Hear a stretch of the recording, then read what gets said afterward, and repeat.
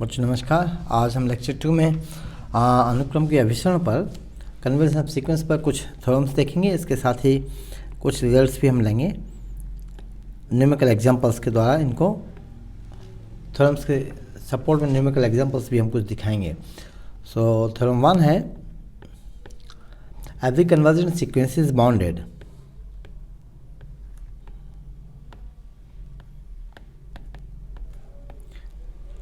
प्रत्येक अभिसारी अनुक्रम परिबद्ध होती है। बाउंडेड सीक्वेंस को हमने पिछले बार देखा था लेक्चर 1 में, कन्वर्जन सीक्वेंस की भी डेफिनेशन देखी थी। तो इन दोनों की सहायता से हम प्रूफ करेंगे। थ्योरम को प्रूफ करने का तरीका यह होता है कि जो आपको टेक्निकल टर्म्स मालूम है जैसे कन्वर्जन सीक्वेंस, तो सबसे पहले आप इसे लिखिए कि let sequence F N is a convergent sequence. इसके बाद माना कि अभिसारी अनुक्रम एफ एन अभिसारी अनुक्रम है, तो अभिसारी अनुक्रम की डेफिनेशन क्या होती उसको यहाँ शो करिए। So therefore since F N is a convergent sequence, therefore to each हम यहाँ डेफिनेशन अप्लाई करते हैं, each given epsilon greater than 0 there exist a positive integer n m which depends on epsilon. चूँकि ये अनुक्रम अभिसारी है इसलिए प्रत्येक दिए गए एप्सिलॉन धनात्मक के लिए यहाँ एक धन पूर्णांक m जो कि एप्सिलॉन पर निर्भर करता है इस प्रकार से होगा, such that mod of Fn minus L is less than epsilon for all n greater equal m. So this implies, अब आप यहाँ डेफिनेशन अप्लाई कीजिए मॉडुलस की। लास्ट लेक्चर में मैंने बताया था कि mod of x is defined by maximum of minus x and plus x. So this is maximum of minus of Fn minus L and Fn minus L is less than epsilon for all n is greater equal m. So this implies minus of Fn minus L is less than epsilon and Fn minus L is less than epsilon for all n greater equal m. So this implies our first inequality को minus से multiply करते हैं, so it becomes Fn minus L is greater than minus epsilon। चूँकि यदि हम इस inequality minus से multiply करेंगे तो इनइक्वलिटी रिवर्ट होगी। So this implies Fn is greater than L minus epsilon or L minus epsilon is less than Fn. This is for all n greater equal m। First and second इसको हम दोनों को combine करते हैं। So by 1 and 2 L minus epsilon is less than Fn is less than L plus epsilon for all n greater equal m। अब यहाँ आप देखेंगे कि इसी को यदि हम जनरलाइज करें, हम n की वैल्यूज रख दें। सो L minus epsilon is less then Fm, चूँकि n इक्वल m के लिए भी सही है, m plus 1 greater than n है इसके लिए भी सही है। So this is m plus 2 and so on, this is less then L plus epsilon। लेकिन आप देखेंगे कि इनइक्वलिटी 3 में आपका F1 नहीं है, first term of sequence, F2 second term of sequence, third term F3 of sequence and m minus 1 m minus first term of sequence. आप देखेंगे mth टर्म तो इसमें इंक्लूड है, तो ये टर्म्स जो हैं ऑल L माइनस एप्सिलॉन, इनका हम मिनिमम लेते हैं कि let minimum of this set is small K. अब आप देखिए, हम इसको आपको थोड़ा और समझाते हैं कि सीक्वेंस के जो पद हैं इनफाइनाइट टर्म्स होते हैं सीक्वेंस में, f1 f2 f3 and so on, fm-1 fm+1 and so on. In sequence में देखेंगे कि आप जो दो पार्ट्स में लेते हैं इन टर्म्स को, first part and then second part. जो आपका सेकंड पार्ट है वो इनइक्वालिटी 3 में इंक्लूड है, लेकिन फर्स्ट पार्ट नहीं है। तो हम चाहते हैं कि इन सीक्वेंस में जो सबसे छोटा टर्म है, जो कि बाउंडेड हमें दिखाना है, तो बाउंडेड बिलो दिखाएंगे as well as bounded above दिखाएंगे। इसलिए जो आपने देखा, इस जो हमने के लिया है, इसको लेट इट नंबर 4। इस स्मॉल के में जो मिनिमम हमने लिया है इन सभी का, इसमें सीक्वेंस के सभी टर्म्स हो गए। सिमिलरली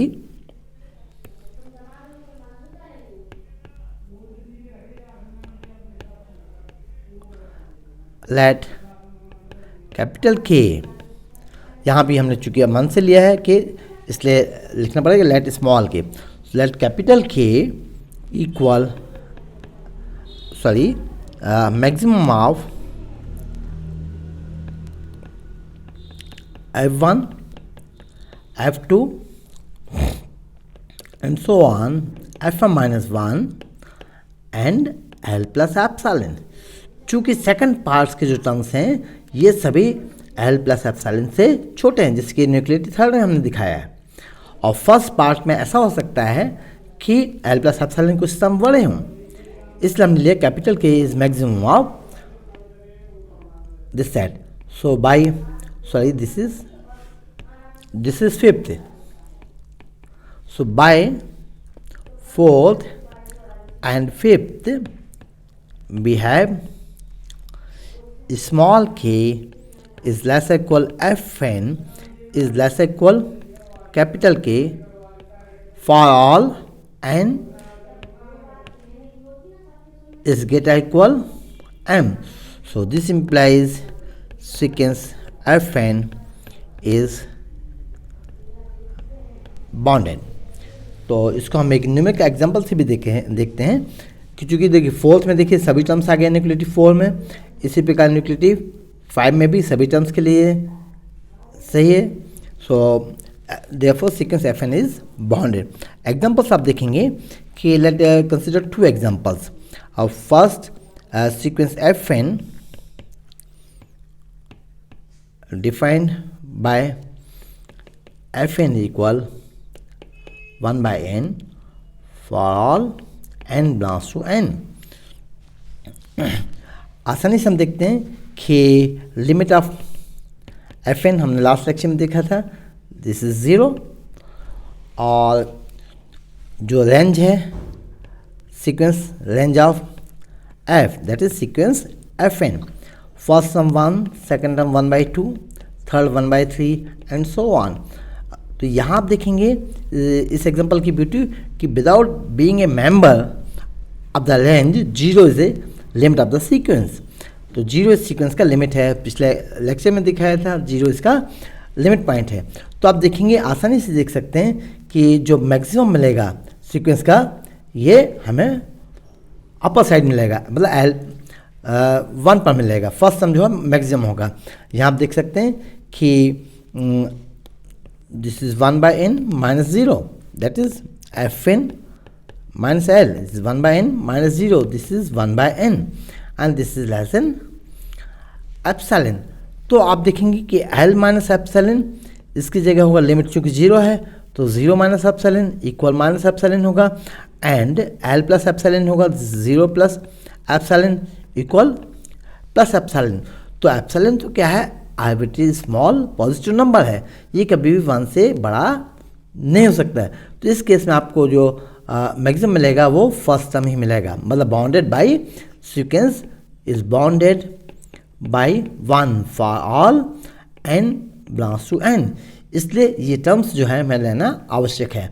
अब आप दूसरा एग्जांपल देखिए इसमें कि let fn is defined by fn is n minus 1 upon n। इसका हम इसको कॉम्प्लीमेंट्री सीक्वेंस भी कह सकते हैं एग्जांपल 1 का। तो आप देखेंगे range of sequence fn f only is first term, this is for all n belongs to n. First term is 0, second term is 1 minus 1 by 2, that is 2 minus 1 by 2, that is 1 by 2. Third term is 2 by 3, next is 4 by 3 and so on, n minus 1 by n and so on. This is the range. आप देखेंगे कि limit of sequence fn are f only. This is limit of 1 minus 1 by n, so this is 1 minus 0, so this is 0. तो यहाँ जो आपका example हुआ fn minus l is fn, that is 1 n minus 1 upon n minus 1, so this is 1 by n, okay, and this is less than epsilon. अब आप देखेंगे sequence का जो है आपको लोएस्ट सम कहाँ मिलेगा 0 माइनस एप्सिलॉन, और l प्लस एप्सिलॉन जो होगा यहाँ पर l minus epsilon is 1 minus epsilon and l plus epsilon is 1 plus epsilon. तो जैसे कि फर्स्ट एग्जांपल में फर्स्ट सम आपका मैक्सिमम मिला था और यहाँ पर आपका जो l प्लस एप्सिलॉन होगा मैक्सिमम होगा. तो यहाँ जो आपकी चॉइस है मैक्सिमम की, तो ये इस केस में यहाँ f1 जो है l प्लस एप्सिलॉन से बड़ा है, लेकिन इस केस में आपका f1 जो है l प्लस एप्सिलॉन 1 प्लस मतलब f1 है, दैट इज 0. 0 जो है छोटा है l1 प्लस एप्सिलॉन से, इसलिए इन टर्म्स को यहाँ इंक्लूड करना आवश्यक होता है कि आप जैसे यहाँ इंक्लूड किए f1 f2 fm minus 1 and comma l plus epsilon. हमें बच्चों ये नहीं सोचना चाहिए कि ये हमें मिल गया तो सीक्वेंस बाउंडेड है, क्योंकि यहाँ सीक्वेंस के कौन से पद छूट गए हैं, उन टर्म्स को हमने छोड़ दिया है जो f1 f2 f3 से लेके fm माइनस 1 तक है, मतलब फर्स्ट m माइनस 1 को छोड़ दिया है. इसलिए मैक्सिमम जो है और मैक्सिमम और मिनिमम जो हम लेते हैं वो सीक्वेंस के सभी पद को इंक्लूड करके लेते हैं. ओके, तो ये हमारा प्रूफ यहाँ कंप्लीट होता है. 2 काउंटर एग्जांपल्स हमने आपको दिए हैं. इसका कन्वर्स ज़रूरी नहीं कि सही हो, जैसे converse need not be true. इसमें एग्जांपल हम थर्ड लेते हैं कि sequence fn defined by fn is 1 minus, sorry इसको हम थोड़ा चेंज करते हैं एग्जांपल्स को, -1 raised to n for all n belongs to n. इसको हमने पहले भी दिखाया है, -1 less equal fn is less equal +1. ये ऑक्सिलरी सीक्वेंस है, so fn is bounded, fn is bounded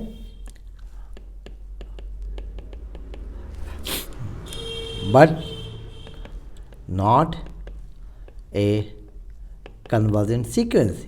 CGT हम कन्वर्जेंट के लिखते हैं शार्ट में. ये सीक्वेंस बाउंडेड है लेकिन कन्वर्जेंट नहीं है. तो जो थ्योरम का प्रूफ है, सॉरी थ्योरम का जो है it's converse need not be true.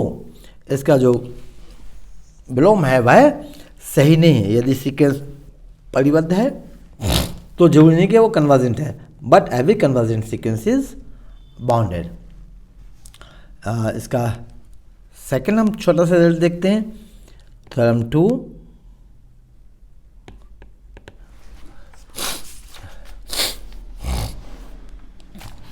कि इफ एक सीक्वेंस is convergent, then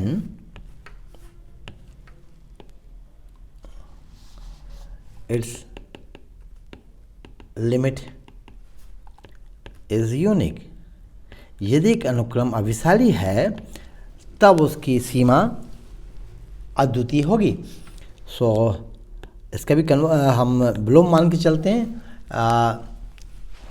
कि कॉन्ट्रडिक्शन लेके चलते हैं कि लेट सीक्वेंस के 2 लिमिट पॉइंट्स हैं. So let limit of sequence Fn is L1 and another limit of sequence Sn is L2. Then we have to prove that L1 equal L2 by definition of limit. By definition of limit,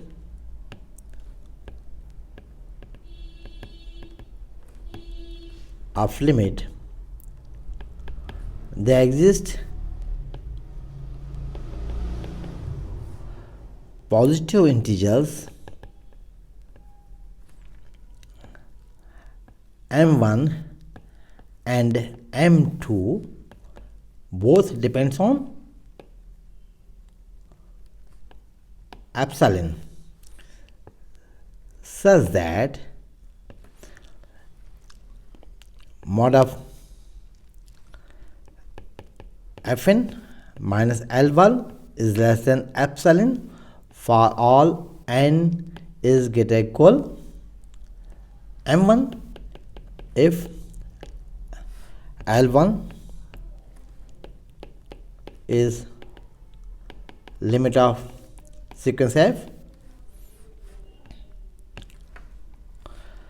and Fn minus L2 is less than epsilon for all n is greater equal m2 if L2 is limit of sequence F. चूँकि epsilon arbitrary small positive number है तो ये हमारी choice होती है कि epsilon को जितना छोटा हम चाहें उतना छोटा हम ले सकते हैं, which is as small as we please. तो चूँकि हमें मालूम है कि हमें L1 L2 को दिखाना है, इक्वल दिखाना है, तो हम यहाँ एप्सिलॉन की जगह लेते हैं एप्सिलॉन बाई 2।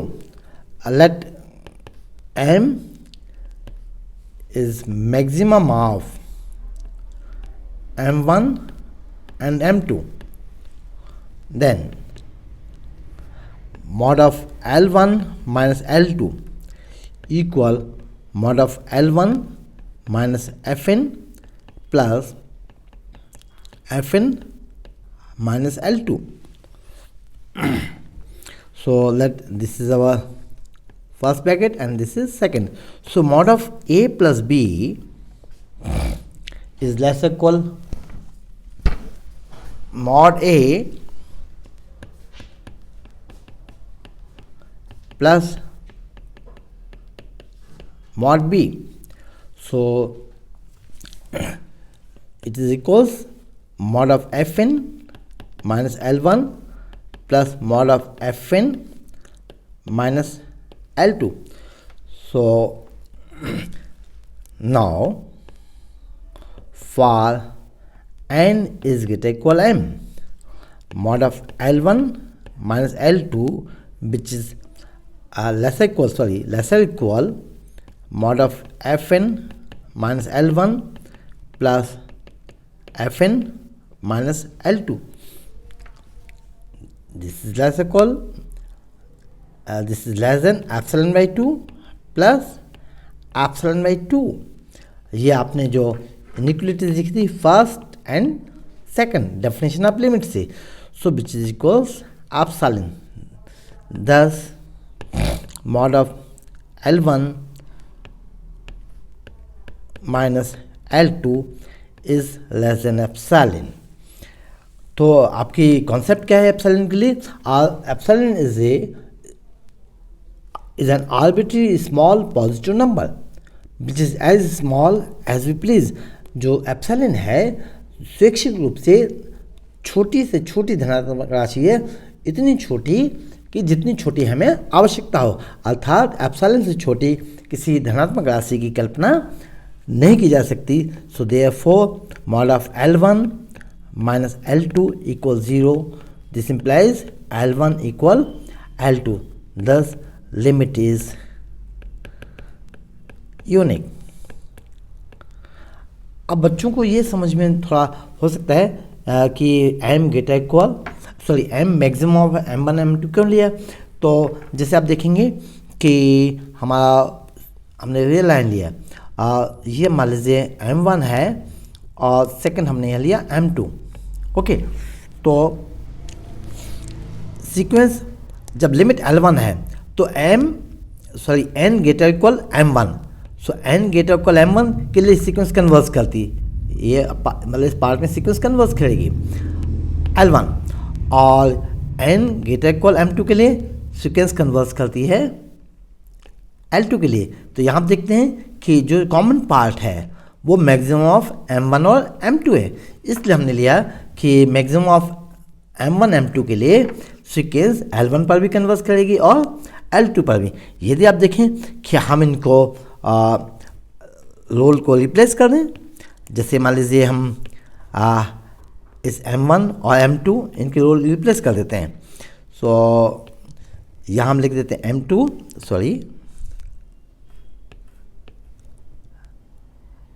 यहाँ लिख देते हैं M2, ये M1 कर देते हैं। सो M1 और यहाँ L2 एंड L1। तो आप देखेंगे कि n ग्रेटर इक्वल M2 और n ग्रेटर इक्वल N1, तो दोनों का जो मैक्सिमम है उसके लिए सीक्वेंस कन्वर्स कर रही है L2 पर भी और L1 पर भी। तो ये आपका मैक्सिमम वाला पार्ट हो गया दोनों का कि m ग्रेटर इक्वल m, इसलिए यहाँ ये लिखना आवश्यक है। तो ये आपका थ्योरम 2 हुआ कंप्लीट। कुछ रिजल्ट्स और हम यहाँ देखेंगे।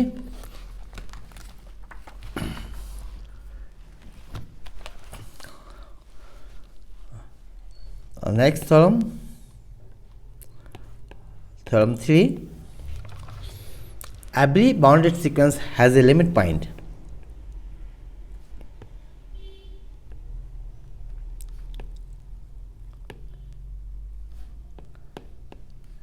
is a limit point. प्रत्येक परिवर्त अनुक्रम का एक सीमा बिंदु अवश्य होता है। हमने परिवर्त अनुक्रम की परिभाषा पहले देखी और लिमिट पॉइंट की डेफिनेशन भी हम पहले देख चुके हैं। तो दोनों कॉन्सेप्ट्स आपके लिए हैं, बाउंडेड सीक्वेंस के भी और लिमिट पॉइंट के भी। So let F be given bounded sequence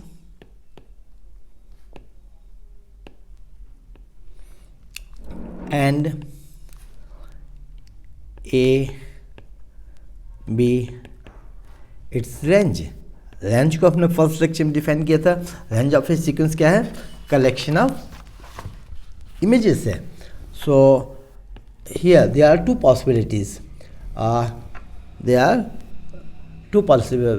possibilities, so we consider the two cases कि नंबर 1, मतलब हम यहाँ 2 केस देखते हैं कि रेंज आपका एक परिमित समुच्चय है, range is a finite set. और सेकंड पॉसिबिलिटी, या तो रेंज फाइनाइट सेट होगा, परिमित समुच्चय होगा, या इनफाइनाइट सेट होगा। तो let A is an infinite set. तो दोनों केसेस हम दिखाएंगे कि इसका ये जो है लिमिट पॉइंट होता है। So the case 1,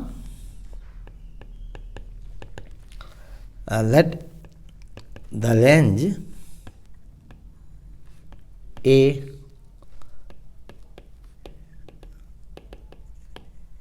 is a finite set। चूँकि सीक्वेंस के जो मेंबर्स होते हैं इनफाइनाइट मेंबर्स होते हैं F1, F2, F3 and so on, लेकिन रेंज जो है वो फाइनाइट सेट भी होता है, जैसे ऑक्सीलेटिंग सीक्वेंस के एग्जांपल में देखा। कांस्टेंट सीक्वेंस में भी रेंज जो है फाइनाइट सेट होगा, और रेंज फाइनाइट सेट भी हो सकता है और इनफाइनाइट भी है। सो ऑफ द डिफरेंट मेंबर्स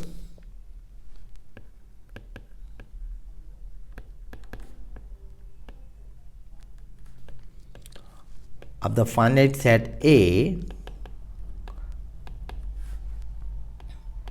परिमित समुच्चय A के अलग अलग मेंबर्स में से, अब चूंकि सीक्वेंस क्या है, जैसे आपने देखा कि ये मान लीजिए डोमेन है, दूसरा कोडोमेन है। तो फंक्शन डिफाइन है, as a sequence F define है। ये आपका सेट ऑफ नेचुरल नंबर्स है और दूसरा कोडोमेन है सेट ऑफ रियल नंबर्स है। तो यहाँ पर सीक्वेंस के जो आपके नेचुरल नंबर्स वो क्या है, इन्फानाइट है, और रेंज जो है इसमें आपके फाइनाइट मेंबर्स रहेंगे। जैसे मान लीजिए A1 A2, हमने मान लीजिए n मेंबर्स हैं। तो चूंकि फंक्शन तभी डिफाइन होता है जब डोमेन के प्रत्येक मेंबर की इमेज हमें कोडोमेन में मिले। तो यहाँ चूंकि इन्फानाइट मेंबर्स हैं और यहाँ फाइनाइट मेंबर्स हैं, तो यह इन्फानाइटली मेंबर्स ऐसे होंगे जिनकी इमेज यहाँ एक सिंगल मेंबर होगा। तो इसी को हम लिखते हैं कि there must exist at least one say xi such that fn equal xi for an infinite number of values of n, जो हमने आपको समझाया था कि चूँकि n में इन्फानिट मेंबर्स हैं, कैपिटल N में, नेचुरल नंबर्स में, और रेंज में चूँकि जो रेंज है वो हमेशा कोडोमेन का सबसेट होता है, और A में फाइनाइट मेंबर्स हैं, तो n में ऐसे इन्फानिट मेंबर्स होंगे जिसकी इमेज सिंगल मेंबर होगा, जिसको हमने जाई कहा। So this implies fn equal xi belongs to xi minus epsilon xi plus epsilon for an infinite number of values of n के अनंत मानों के लिए।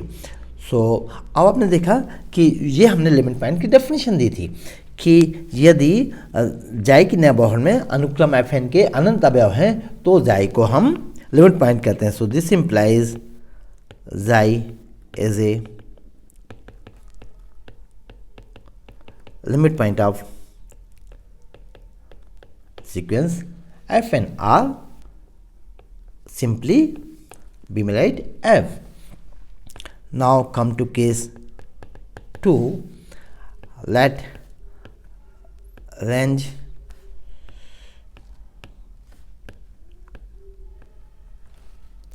A is an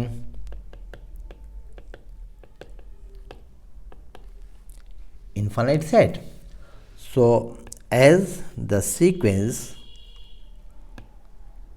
is given to be bounded, चूँकि ये अनुक्रम परिबद्ध दी गई है, and the range is bounded, so thus A is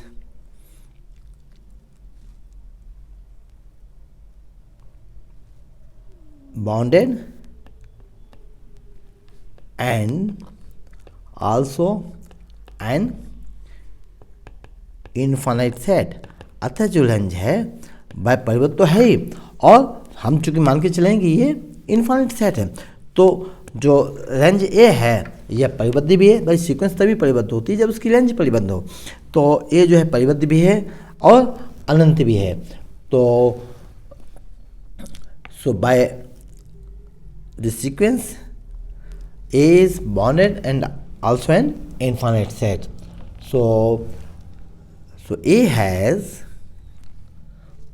bye Weierstrass Bolzano theorem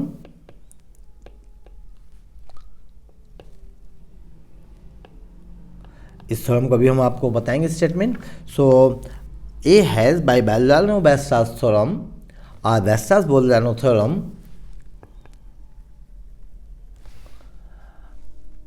at least one limit point,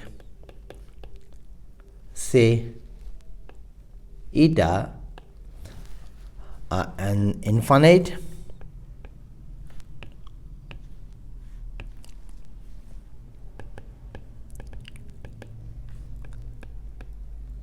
number of members of the set A belong to the set or belongs to the interval eta minus epsilon and eta plus epsilon. चूँकि limit point की definition है कि वेस्टर्स-बोलियानो theorem से या बोलियानो-वेस्टर्स theorem से कि ए का कम से कम एक सीमा बिंदु होगा। तो चूँकि सीमा बिंदु की नेबरहुड में अनंत अवयव होते हैं, इसलिए an infinite number of members of A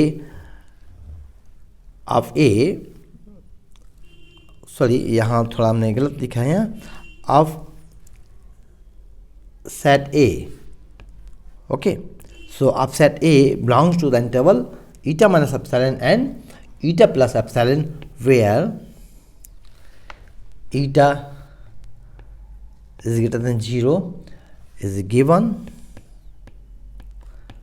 positive number which is as small as we please. Thus Fn belongs to eta minus epsilon comma eta plus epsilon for an infinite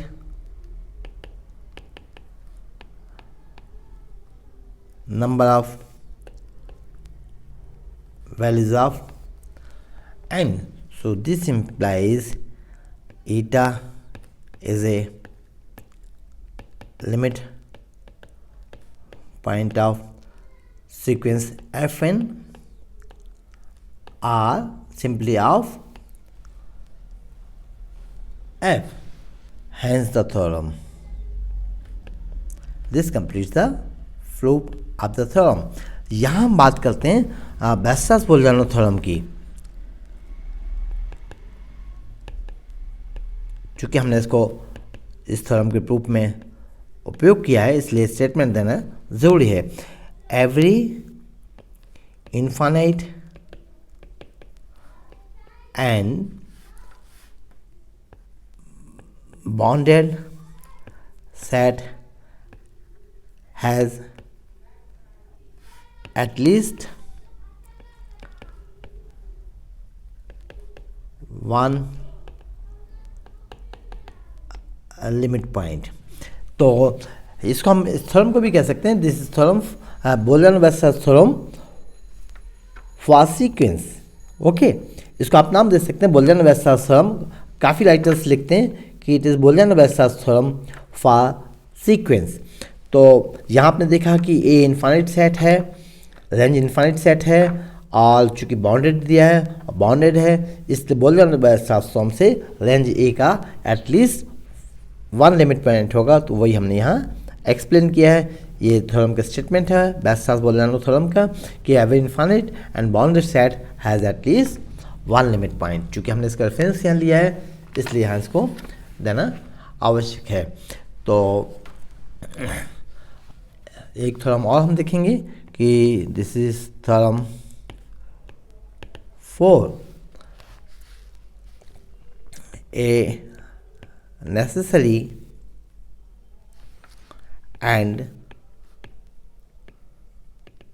sufficient condition for a monotonic sequence, a necessary and sufficient condition for a monotonic sequence is convergent is that it is bounded. So the first हम लेते हैं the necessary condition. Okay,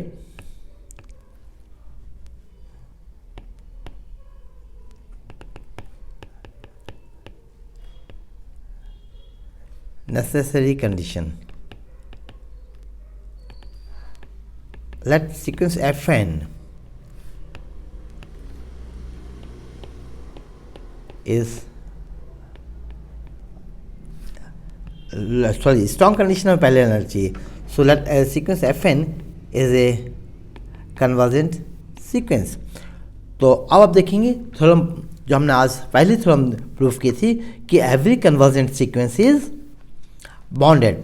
तो same proof आपका यहाँ जाएगा, every convergent sequence is bonded. तो यहाँ हमें प्रूफ करने की आवश्यकता नहीं है कि सीक्वेंस को हमने चूंकि यहाँ कन्वर्जेंट लिया है कन्वर्जेंट लिया है. तो आप देखेंगे थ्योरम 1 से यहाँ आप जो को तो यहाँ प्रूफ लिखेंगे तो आपकी नेसेसरी कंडीशन फुलफिल हो जाएगी. Since every convergent sequence is bounded, तो आपको यहाँ पे प्रूफ करना होगा. Now come to sufficient condition. Okay, suppose first that sequence F is a bounded. अब चूंकि इन्होंने कहा है कि मोनोटोनिक भी, तो सीक्वेंस मोनोटोनिक कब कहते हैं? हमने लास्ट लेक्चर में डेफिनेशन दी थी कि sequence is said to be monotonic if it is either monotonically decreasing और मोनोटोनिकली इंक्रीजिंग. तो हम मान लेते हैं, कुछ भी मान सकते हैं, इंक्रीजिंग मान सकते हैं, डिक्रीजिंग मान सकते हैं, जिसके बेस पर हम प्रूफ को आगे बढ़ाएंगे. So suppose first that F is a bounded monotonically increasing sequence.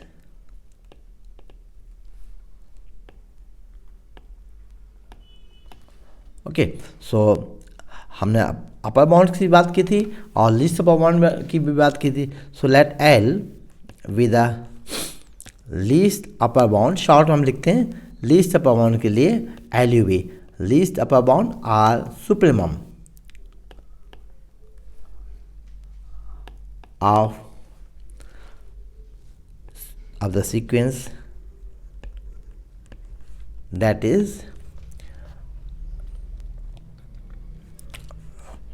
List bound हमने यहाँ मेंशन ही कर दिया, that is supreme of the sequence Fn. So we shall show that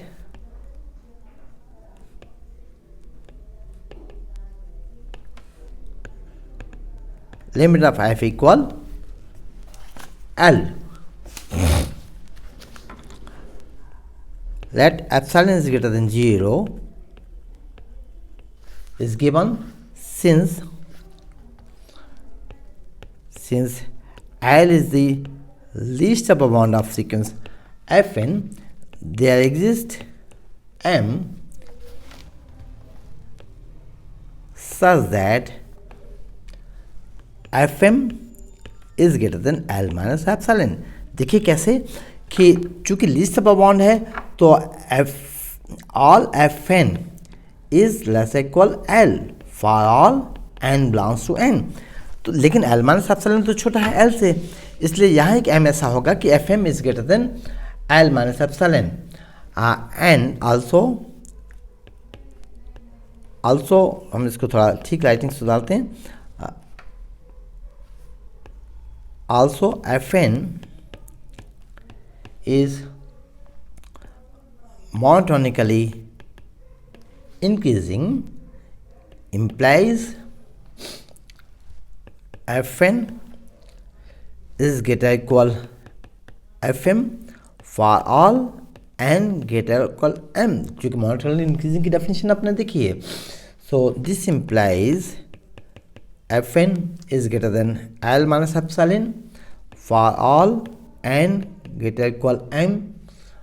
Also Fn is less equal L, चूँकि L least upper bound है, which is less than L plus epsilon for all n greater equal m. So thus L minus epsilon is less than Fn is less than L plus epsilon for all n greater equal m. So thus we see that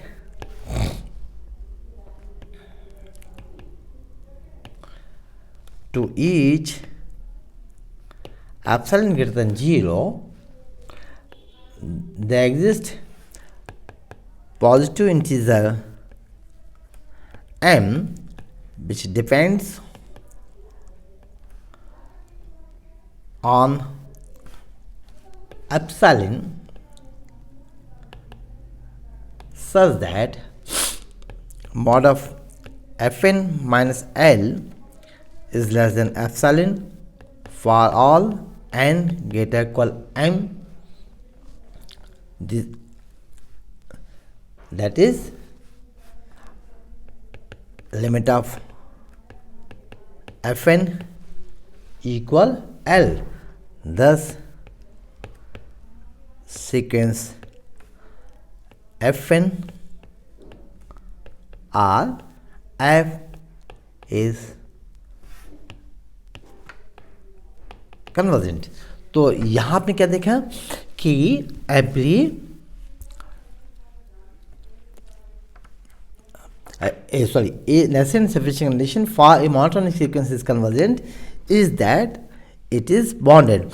तो हम ऐसे भी लिख सकते हैं कि a sequence is monotonic if a sequence is monotonic then it is convergent if and only if it is bonded.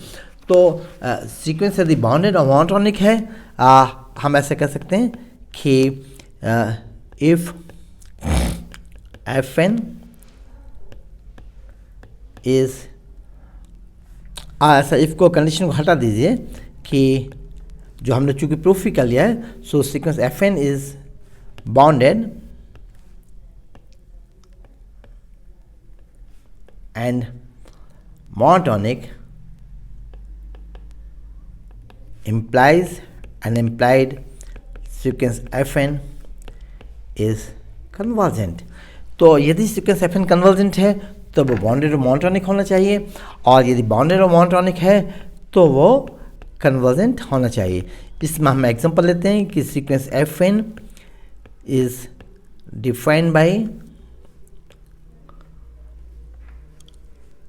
fn is 1 by n for all n belongs to n.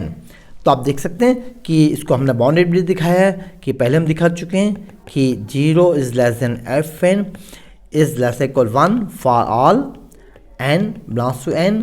और दूसरी बात second f N is sequence F N is a monotonically decreasing sequence. So sequence F n क्या है, ये convergent है. तो इसको आप चूँकि पहले हम दिखा चुके हैं इसको, तो आप फिर से इसको ट्राई करके लिखेंगे अच्छे से. इसका एग्जांपल हमने 1 लिया है. Now come to example 2. Consider the sequence F n defined by fn is 1 by n plus 1 plus 1 by n plus 2 plus and so on 1 by n plus n. तो इस सीक्वेंस में आपको कंफ्यूज नहीं होना है कि इस सीक्वेंस का टर्म कौन सा है. nth टर्म क्या है, nth term is defined by fn. तो ये सभी टर्म्स जो हैं इसके nth टर्म है. इसको आप खुद ट्राई करेंगे, इसको कन्वर्जेंट दिखाएंगे और इसको बॉन्डेड दिखाएंगे. नाउ अनदर एग्जांपल लिया कि sequence F n defined by f N is 1 by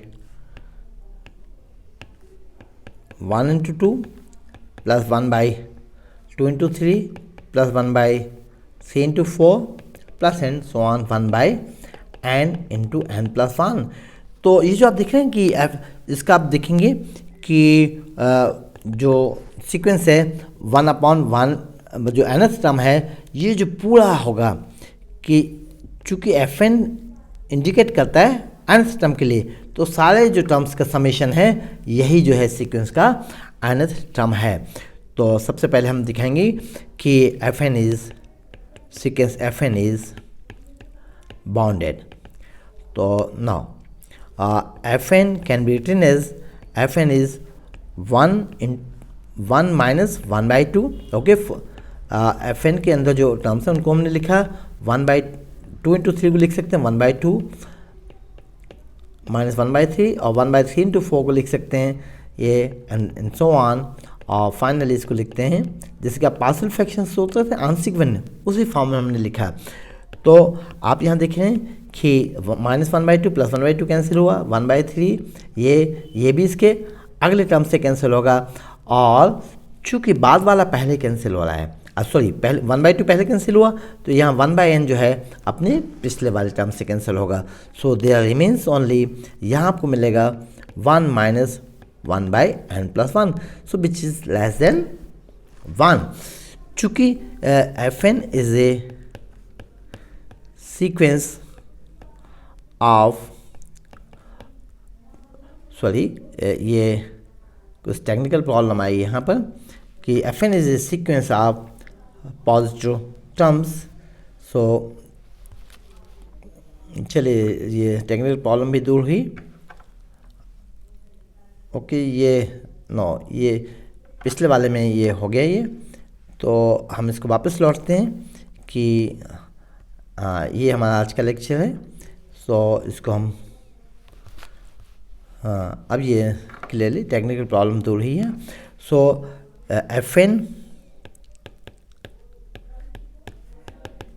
is a sequence of positive terms, therefore Fn is greater than 0 for all n belongs to n. Thus 0 is less than Fn is less than 1.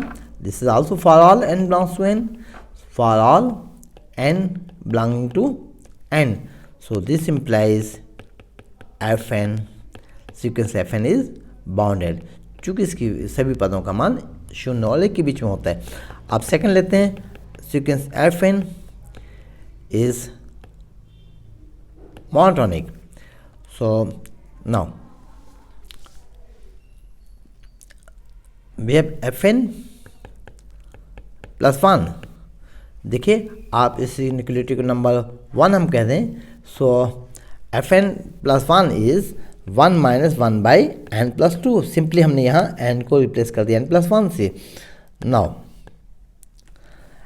n + 1 is less then n + 2, so this implies 1/n + 1 is greater than 1/n + 2। Inverse लिया तो reciprocal हो गए हैं, reciprocal लेंगे तो inequality revert होगी। यदि minus से मल्टीप्लाई करते हैं तब भी इनइक्वालिटी रिवर्ट होती है। हम यहाँ बाय ऑर्डर रिलेशन हम दोनों तरफ इक्वल नंबर जो होते हैं 1, तो इस इनइक्वालिटी पर कोई अंतर नहीं आएगा। तो यहाँ आप देखते हैं कि 1 minus 1/n + 1 जो है आपका Fn है, और जो ये आपका है, सॉरी यहाँ आप देखेंगे कि 1 minus 1/n + 1 ये आपका टर्म था, सॉरी Fn ही था। सो दिस इज Fn, और ये टर्म है आपका Fn + 1 है। फिर से हम देखते हैं n + 1 is less then n + 2। So reciprocal लिया तो रिवर्ट होगी। हाँ, यहाँ हमने गलत लिखा। देखिए, यहाँ हमने माइनस से मल्टीप्लाई किया था ना, ओके, तो यहाँ हमने माइनस से मल्टीप्लाई किया तो इनइक्वालिटी फिर रिवर्ट होगी। यहाँ हमने ऐड किया इनइक्वालिटी पे, चूँकि इक्वली ऐड किया हमने 1, तो कोई चेंज नहीं आएगा। सो Fn is less then Fn + 1, so for all n belongs to n। So this implies sequence Fn is monotonically increasing,